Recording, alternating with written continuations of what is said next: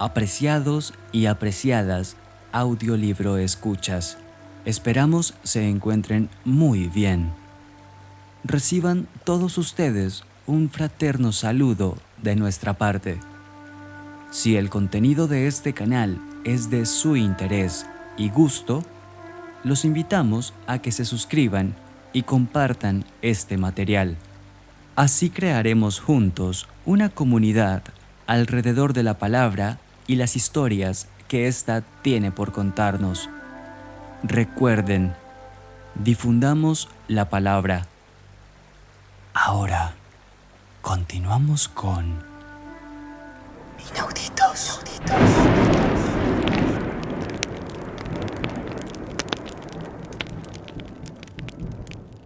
Capítulo 16. Jem me oyó y asomó la cabeza por la puerta que comunicaba ambos cuartos. Mientras se acercaba a mi cama, la luz de Atticus se encendió. Permanecimos inmóviles hasta que se apagó. Le oímos revolverse y esperamos hasta que se quedó quieto de nuevo. Jem me llevó a su cuarto y me dijo que me acostara a su lado. «Intenta dormirte», me dijo. «Es posible que mañana termine todo esto». Habíamos entrado en casa silenciosamente para no despertar a tía Alexandra. Atticus había apagado el motor al enfilar el sendero y la inercia nos llevó hasta la cochera. Habíamos entrado por la puerta posterior y subido a nuestros cuartos sin decir una palabra. Yo estaba muy cansada y me sumía ya en el sueño cuando el recuerdo de Atticus, doblando calmosamente el periódico y echándose el sombrero atrás, se convirtió en Atticus de pie en medio de una calle desierta y peligrosa, subiéndose las gafas a la frente. Mi mente comprendió entonces el significado pleno de los acontecimientos de aquella noche y rompí a sollozar. Jem se portó estupendamente bien conmigo. Por una sola vez, no me recordó que las niñas que van a cumplir 9 años no hacen esas cosas, como llorar. Por la mañana, todo el mundo tenía escaso apetito, excepto Jem, que se zampó 3 huevos él solo. Atticus le miraba con franca admiración. La tía Alexandra bebía el café a sorbitos, emitiendo oleadas de reproches. Los niños que de noche se marchaban en secreto eran una desgracia para la familia. Atticus replicó que se alegraba de que sus desgracias hubiesen aparecido ante la cárcel, pero Tiita repuso: «Tonterías, el señor Underwood estuvo vigilando todo el rato». «Pues eso fue raro en Brixton», dijo Atticus. «Desprecia a los negros. No quiere ver a ninguno cerca». Según la opinión corriente, el señor Underwood era un hombrecito vehemente y mal hablado, a quien su padre, en un arranque de humorismo, puso el nombre de Braxton Bragg. Y Braxton se había esforzado siempre en hacer honor a tal nombre. Atticus decía que dar nombres de generales confederados a los hombres acababa convirtiendo a estos últimos en bebedores empedernidos. Calpurnia estaba sirviendo más café a la tía Alexandra y contestó meneando la cabeza a una suplicante mirada mía. «Eres demasiado joven todavía», me dijo. «Cuando ya no lo seas, te avisaré». Yo repliqué que le sentaría bien a mi estómago. «De acuerdo», contestó, cogiendo una taza del aparador. Después de verter un chorrito de café, la llenó hasta el borde de leche. Yo le di las gracias, sacando la lengua despectivamente al recibir y mirar la taza, y levanté los ojos a tiempo para advertir el ceño del reproche de mi tía. Pero su ceño iba dirigido a Atticus. La tía Alexandra aguardó a que Calpurnia estuviera en la cocina, y entonces dijo: No hables de ese modo delante de ellos. ¿De qué modo y delante de quién?, preguntó papá. De ese modo delante de Calpurnia. Has dicho en su presencia que Braxton Underwood desprecia a los negros. ¡Da! ¿Crees que Calpurnia no lo sabía? Todo Maycomb lo sabe. Por aquellos días empezaba a notar un cambio sutil en mi padre, cambio que se manifestaba cuando hablaba con su hermana.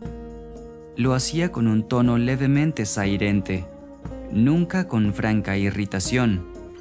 En su voz hubo una ligera rigidez al añadir: todo lo que puede decirse en esta mesa puede decirse delante de Calpurnia.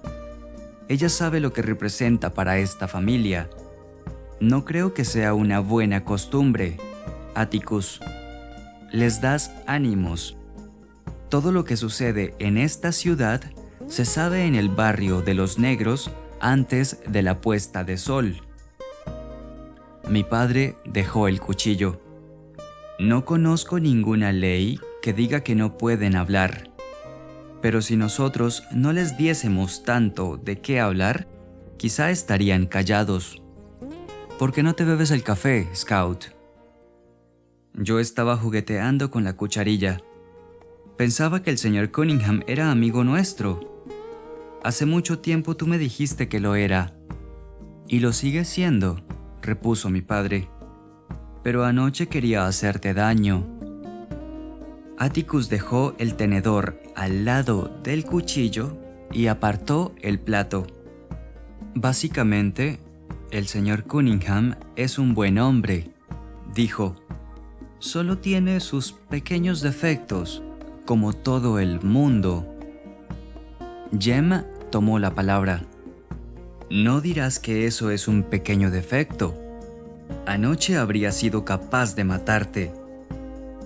Es posible que me hubiese causado alguna lesión leve, convino Atticus. Pero, hijo, cuando seas mayor entenderás un poco mejor a las personas. Una turba, cualquiera que sea, siempre está compuesta por personas. Anoche Cunningham formaba parte de una turba, pero, aún así, seguía siendo un hombre. Todas las turbas de todas las ciudades pequeñas del sur están compuestas siempre por personas a quienes uno conoce, aunque esto no hable mucho en favor de ellas, ¿verdad? Yo diría que no, contestó Jem. Y resulta que se precisó una niña de 8 años para hacerles recobrar el buen sentido. ¿No es así?, añadió Atticus. Eso demuestra una cosa, que es posible pararle los pies a una turba simplemente porque continúan siendo seres humanos. Quizá necesitamos una fuerza policial formada por niños. Anoche vosotros, chiquillos, conseguisteis que Walter Cunningham se pusiera en mi pellejo por 1 minuto. Con esto bastó. Quizá Jem, cuando fuese mayor, entendería un poco mejor a las personas, pero yo no las entendería nunca. El primer día que Walter Cunningham vuelva a la escuela será también el último, afirmé. No lo tocarás, dijo Atticus tranquilamente. No quiero que ninguno de vosotros guarde el menor resentimiento por lo de anoche, pase lo que pase. Ya ves, ¿verdad?, intervino la tía Alexandra, lo que resulta de cosas así. No digas que no te lo había advertido. Atticus contestó que no pensaba decirlo, apartó la silla y se levantó. Nos espera un día de trabajo. Por lo tanto, dispensadme. Jem, no quiero que ni tú ni Scout vayáis al centro de la ciudad durante el día de hoy. Os lo ruego. Cuando Atticus hubo salido, Dill apareció en el comedor. La noticia ha corrido por toda la ciudad, anunció. Todos hablan de cómo pusimos en fuga a un centenar de hombretones solo con nuestras manos desnudas. La tía Alexandra le impuso silencio con la mirada. No era un centenar de hombres, dijo, ni nadie puso en fuga a nadie. Eran simplemente un puñado de esos Cunningham, borrachos y alborotados. «Va, tiita, es solo la manera de hablar de Dill», terció Jem, al tiempo que nos indicaba que le siguiéramos. «Hoy quedaos todos en el patio», ordenó la tía Alexandra mientras nos encaminábamos hacia el porche. El día parecía sábado. La gente del extremo sur del condado pasaba por delante de nuestra casa en una riada pausada pero continua. Dolphus Raymond pasó dando bandazos sobre su pura sangre. «¿No veis que apenas se sostiene sobre su silla?», murmuró Jem. «¿Cómo es posible que aguante una borrachera desde las 8 de la mañana?» Por delante de nosotros pasó traqueteando una carreta cargada de señoras. Llevaban bonetes de algodón para protegerse del sol y vestidos de manga larga. Guiaba la carreta un hombre con sombrero de lana. «Allá van unos menonitas», le dijo Jem a Dill, refiriéndose a los de esa secta protestante. «No usan botones. Vivían en el interior de los bosques, realizaban la mayoría de sus transacciones en la otra orilla del río y raras veces venían a Maycomb. Todos tienen los ojos azules», explicaba Jem, «y en cuanto se han casado ya no se afeitan nunca más. A sus esposas les gusta que les hagan cosquillas con la barba». El señor X. Billups pasó en una mula. «Es un hombre chocante», dijo Jem. «X no es una inicial, es todo su nombre». Una vez estuvo en el juzgado y le preguntaron cómo se llamaba. Contestó X. Billups.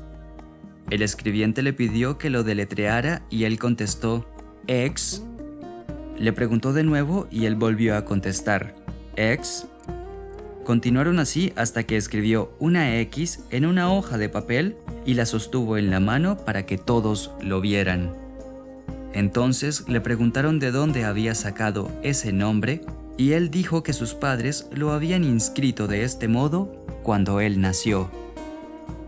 Mientras el condado desfilaba por allí, Jem le contaba a Dill sobre los personajes más destacados.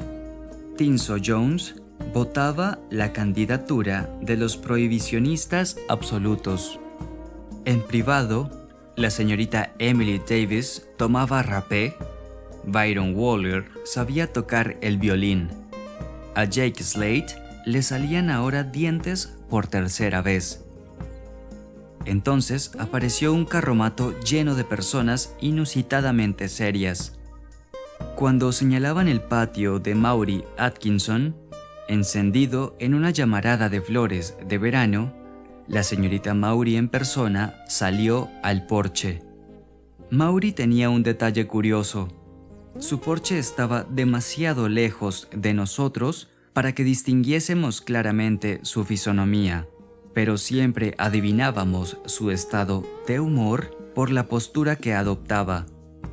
Ahora estaba con los brazos en jarras, los hombros ligeramente caídos y la cabeza ladeada. Sus gafas centelleaban a la luz del sol. Comprendimos que sonreía con absoluta malevolencia. El que conducía el carromato aminoró el paso de las mulas y una mujer de voz estridente gritó: «El que vino en vanidad, partió en tinieblas». A lo que la señorita Maury Atkinson respondió: «Un corazón contento proporciona un semblante alegre». Mientras el carretero apresuraba a sus mulas, yo supuse que ellos pensarían que el diablo citaba las escrituras para sus propios fines. ¿Por qué no les gustaba el patio de la señorita Maury? Era un misterio. Un misterio más impenetrable para mí por el hecho de que, Para ser una persona que pasaba todo el día fuera de casa, la señorita Maury demostraba un dominio asombroso de las escrituras. ¿Irá usted al juzgado esta mañana?, preguntó Jem. Nos habíamos acercado a ella.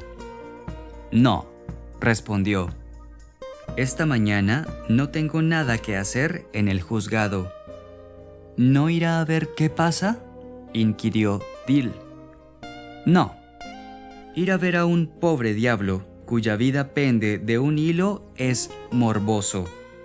Fijaos en toda esa gente. Parece un carnaval romano. Tienen que juzgarle públicamente, señorita Maury, dije. De lo contrario, no sería un juicio justo. Me doy perfecta cuenta. Pero no porque el juicio sea público, estoy obligada a ir, ¿verdad? Stephanie Crayford pasaba por allí en ese momento. Llevaba sombrero y guantes.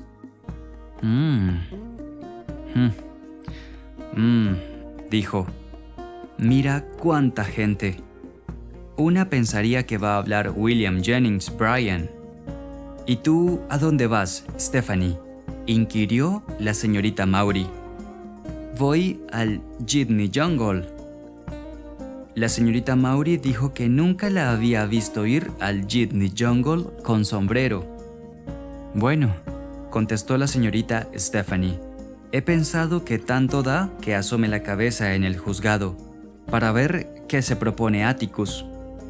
Vale la pena que te asegures de que no te cita al estrado. Nosotros le preguntamos qué quería significar con eso, y ella respondió que la señorita Stephanie parecía tan enterada del caso que no estaría de más que la llamaran a declarar.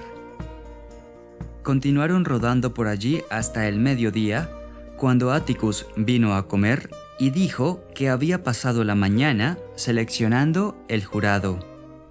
Después de comer, nos detuvimos a recoger a Dill y fuimos al centro. Parecía una fiesta mayor. En el poste de amarre no había sitio para atar un animal más. Debajo de todos los árboles había mulas y carros aparcados. La plaza estaba llena de gente sentada sobre periódicos, tomando leche y bollos con almíbar. Algunos mordisqueaban trozos de pollo y cerdo fríos. Los más pudientes regaban el alimento con Coca-Cola de la tienda. Unos niños de cara churreteada correteaban entre la multitud y los bebés almorzaban en los pechos de sus madres. Los negros estaban sentados en silencio en un rincón apartado de la plaza, tomando sardinas con galletas saladas y ese refresco de aroma penetrante, el Nehi Cola. Dolphus Raymond estaba con ellos. Dill dijo: «Mira, Jem, bebe de una bolsa». Parecía, en efecto, que lo hacía así. 2 pajitas amarillas descendían de su boca hasta las profundidades de una bolsa de papel marrón. «Nunca se lo había visto hacer a nadie», murmuró Dill. «¿Cómo logra que no se le vierta lo que haya allí adentro?» Jem soltó una risita. «Allí dentro tiene una botella de Coca-Cola, llena de whisky. Lo hace así para no alarmar a las señoras. Le verás chupando toda la tarde. Luego se marchará para llenarla otra vez. ¿Por qué está sentado con la gente de color?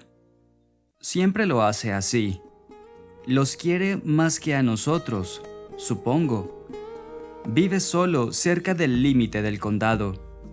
Tiene una mujer negra y un montón de hijos mestizos. Te los enseñaré si los vemos».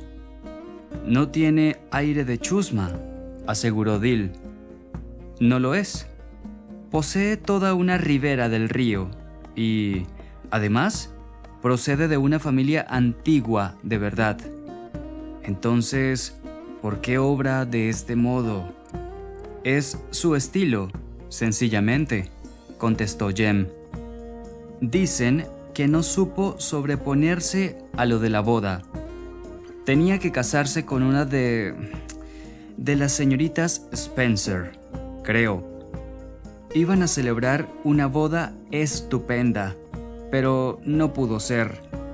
Después del ensayo, la novia subió a su cuarto y se voló la cabeza con una escopeta.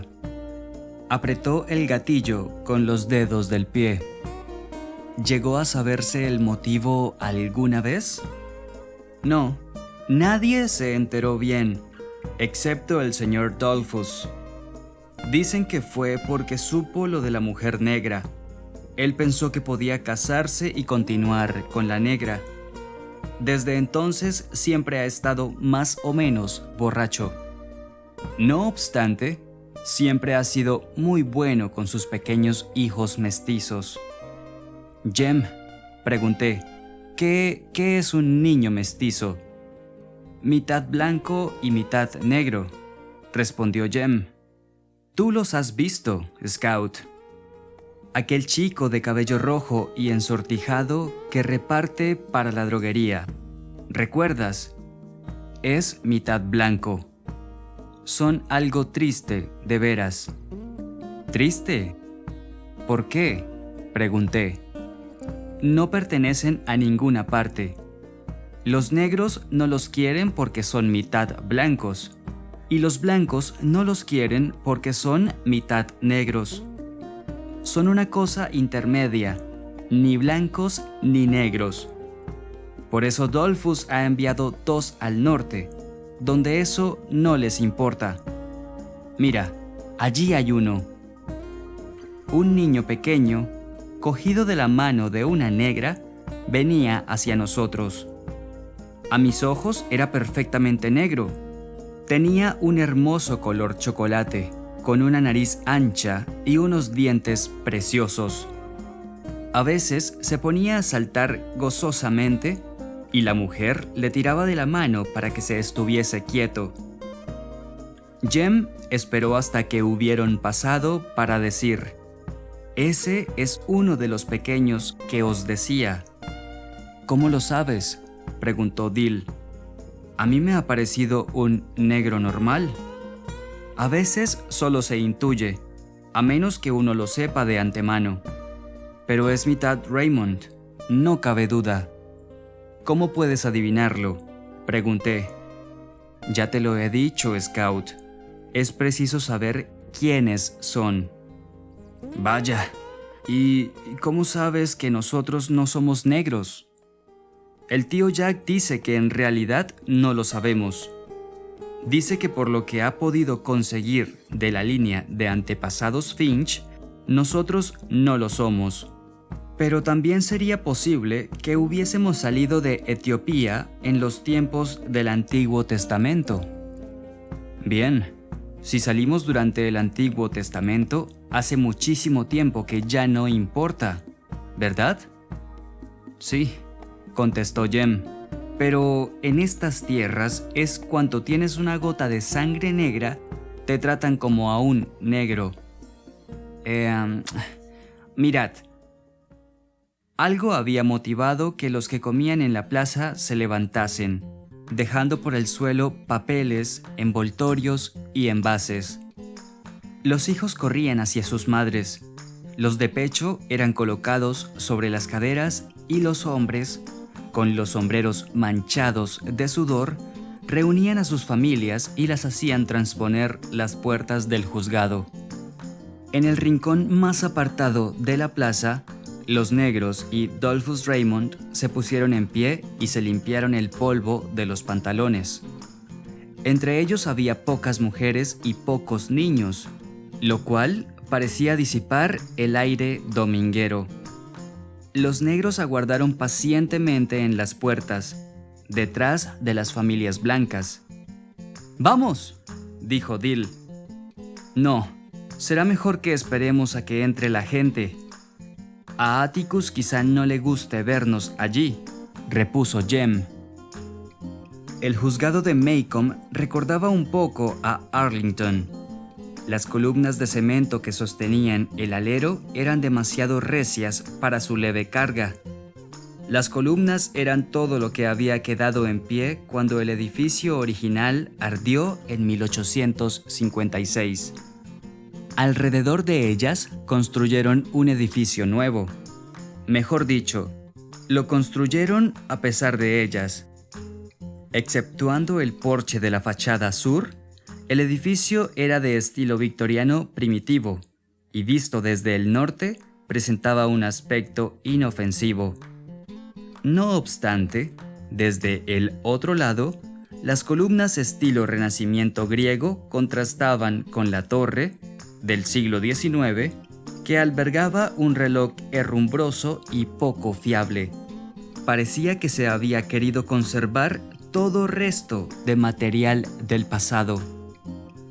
Para llegar a la sala de los juicios, en el primer piso, había que pasar por delante de varios despachos privados de Sol: el del asesor de impuestos, el del recaudador, el del notario del condado, el del fiscal de distrito. El juez vivía en unas habitaciones frescas y oscuras que olían a libros de registro en descomposición mezclados con humedad y orines rancios. Durante el día era preciso encender las luces. En los ásperos tablones del suelo había siempre una capa de polvo. Los habitantes de aquellas oficinas eran criaturas adaptadas a su medio ambiente. Hombrecillos de cara gris que parecían desconocer el aire y el sol. Sabíamos que habría bastante gente, pero no la multitud que llenaba el pasillo de la planta baja. Me vi separada de Jem y Dill, pero me abrí paso hasta el pie de la escalera, sabiendo que antes o después Jem bajaría a buscarme. De pronto me hallé en medio del club de ociosos y procuré pasar lo más inadvertida posible. El club de los ociosos era un grupo de ancianos de camisa blanca, pantalones caqui y tirantes, que se habían pasado la vida sin hacer nada y dejaban transcurrir ahora sus días crepusculares dedicados a la misma ocupación en los bancos de pino debajo de las encinas de la plaza. Eran críticos implacables de los asuntos del juzgado. Atticus decía que, tras tantos años de observación, sabían tantas leyes como un juez decano. Normalmente eran los únicos espectadores de las audiencias, y hoy parecían quejosos de que se hubiera alterado su confortable rutina. Cuando hablaron, sus voces me sonaron graves y serias. La conversación tenía por tema a mi padre. «Se figura que sabe lo que hace», dijo uno. «Oh, yo no diría eso», replicó otro. Atticus Finch es un hombre muy instruido, un hombre que estudia la ley a fondo. Sí, estudia mucho, es lo único que hace. El club soltó una risita. «Deja que te recuerde una cosa, Billy», intervino un tercero. «Tú sabes que el tribunal le encargó la defensa de ese negro». «Sí, pero Atticus no se negó. Eso es lo que no me gusta». Vaya, aquello arrojaba una luz distinta sobre las cosas. Atticus tenía que defender al negro, tanto si le gustaba como si no. Me pareció raro que no nos lo hubiese dicho. Nos habría servido muchas veces para defenderle y defendernos. Está obligado, por eso es que lo hace. Habría significado menos peleas y menos alborotos. Pero, ¿explicaba eso la actitud de la ciudad? El tribunal designó a Atticus para defender al negro, y Atticus se proponía a defenderle. He aquí lo que no les gustaba. Realmente, te quedabas muy confundida. Los negros, después de esperar que subiesen los blancos, empezaron a entrar. Un momento», dijo un miembro del club, levantando su bastón. No empiecen a subir las escaleras hasta que subamos nosotros. El club inició su apiñada ascensión y se topó con Jem y Dill, que bajaban a buscarme. Los dos muchachos se escurrieron entre los viejos y Jem me gritó: ¡Vamos, Scout! ¡No queda ni un asiento libre! Tendremos que estar de pie. ¡Vaya! ¡Por Dios!, exclamó irritado cuando los negros se lanzaron escaleras arriba. Los viejos que les precedían ocuparían la mayor parte del espacio para estar de pie. No teníamos suerte, y todo era por culpa mía, me informó Jem. Nos quedamos de pie malhumorados junto a la pared. ¿No podéis entrar? El reverendo Sykes nos estaba mirando, con el negro sombrero en la mano. «Hola, reverendo», respondió Jem. «No, Scout nos lo ha desbaratado todo». «Bien, veamos qué podemos hacer». Y se abrió camino escaleras arriba. Unos momentos después estaba de regreso. Abajo no queda ningún asiento. ¿Tendríais inconveniente en venir a la galería conmigo? No, diantres, exclamó Jem. Subimos con presteza delante del reverendo hacia el piso de la sala de audiencias. Allí trepamos por una escalera cubierta y esperamos en la puerta. El reverendo Sykes llegó resollando detrás de nosotros y nos condujo suavemente entre los negros de la galería. 4 hombres se levantaron y nos cedieron sus asientos de la primera fila. La galería de la gente de color ocupaba 3 paredes de la sala del juzgado, como una especie de balcón de teatro, y desde ahí podíamos verlo todo. El jurado estaba sentado a la izquierda, bajo unas altas ventanas. Sus miembros, bronceados por el sol y flacos, parecían todos campesinos, aunque esto era normal. Los hombres de la ciudad raras veces se sentaban en los bancos del jurado, o los recusaban o se excusaban. Un par tenía un lejano aire de Cunningham, bien vestidos. Estaban sentados, muy erguidos y atentos. El fiscal del distrito, Atticus, Tom Robinson y otro hombre estaban sentados a unas mesas, de espaldas al público. En la mesa del fiscal había un libro marrón y varias tablillas amarillas. Atticus tenía la cabeza descubierta. Detrás de la balaustrada que separaba a los espectadores del tribunal, los testigos estaban sentados en sillas con asientos de cuero. También ellos nos daban la espalda. El juez Taylor estaba en su estrado, con aire de tiburón viejo y soñoliento, mientras el secretario escribía rápidamente más abajo y delante de él. El juez Taylor tenía el aspecto de la mayoría de los jueces que he visto. Afable, de pelo blanco, la cara ligeramente rubicunda. Era un hombre que dominaba su tribunal con abierta campechanía. A veces apoyaba los pies en su mesa y a menudo se limpiaba las uñas con un cortaplumas. Durante las largas declaraciones de los juicios por faltas, especialmente después de comer, daba la impresión de estar dormitando. Una impresión que se desvaneció súbitamente en una ocasión en que un abogado empujó una pila de libros intencionadamente, haciéndolos caer al suelo en un desesperado intento por despertarle. Sin abrir los ojos, el juez Taylor murmuró: «Señor Whiteley, vuelva a hacerlo y le costará $100». Era un profundo conocedor de la ley, y aunque parecía tomarse su trabajo con indiferencia, en realidad instruía con mano firme todos los casos que se le presentaban. Solo una vez se vio al juez Taylor abstenerse, y fue por causa de los Cunningham. Old Sarum, el reducido terreno en que vivían, estaba poblado por dos familias, separadas y distintas al principio, pero que por desgracia llevaban el mismo apellido. Los Cunningham se casaron con los Conyngham con tal frecuencia que la ortografía del apellido llegó a ser una cuestión académica. Académica hasta que un Cunningham disputó a un Conyngham unos títulos de propiedad y acudió al juzgado.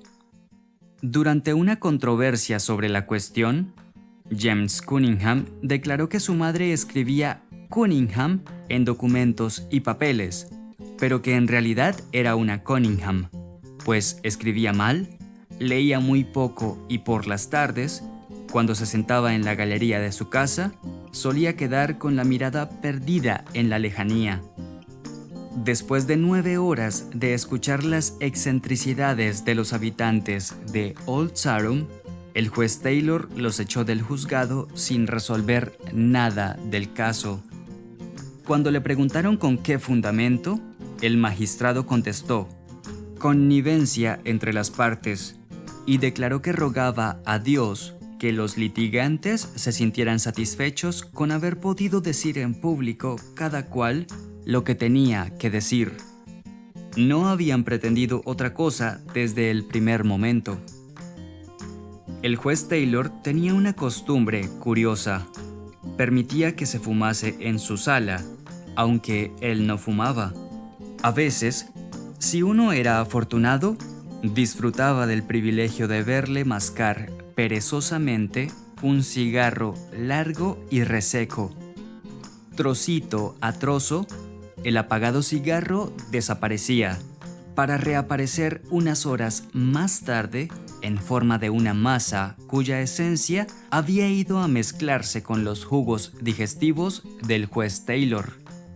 Una vez le pregunté a Atticus cómo podía aguantar la señora Taylor besar a su marido, y Atticus contestó que no se besaban mucho. El estrado de los testigos se hallaba a la derecha del juez. Cuando llegamos a nuestros asientos, lo ocupaba ya el sheriff Heck Tate.